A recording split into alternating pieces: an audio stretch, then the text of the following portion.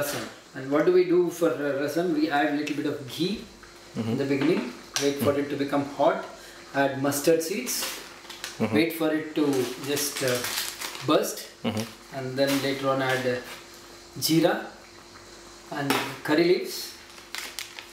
After curry leaves, we just add a little bit of curcuma, little bit, and a little bit of asafoetida. After that, we just put in the dal, boiled dal. This boiled dal needs to be boiled more a little bit, and along with the seasoning, because the dal has a peculiar smell, boiled dal.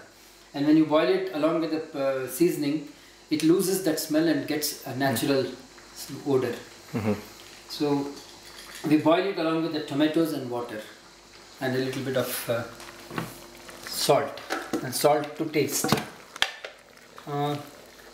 Around 5 minutes, and then we add the salt to taste and wait for boiling process. You can see when the tomatoes are almost done, the dal will also be ready.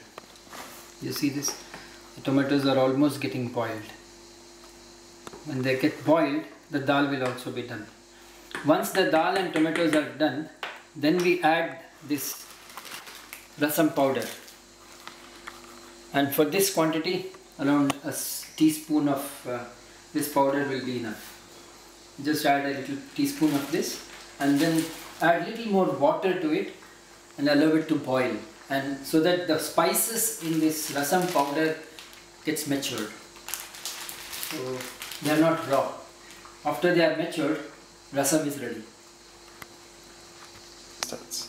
This is how the tomatoes need to be. They are boiled now, and now we can add this rasam powder. Just 1 teaspoon of it.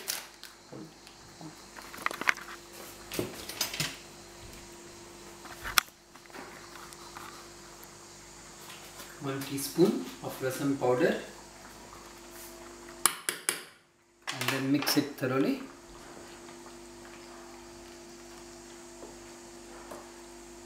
You can just, now you can get the odor, you can smell the odor, it's coming up.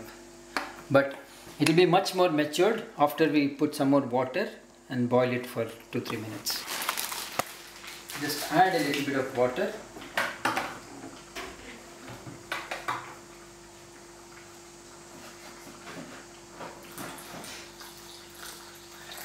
Cold water, so that we have time for boiling. Now, you see the change in the color after we added the spices. Now this rasam is almost ready. If it boils for 2-3 minutes, then it's ready.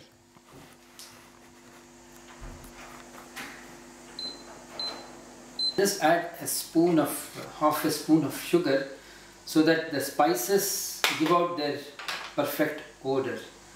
And just mix it, leave it for a minute, and then you can serve rasam.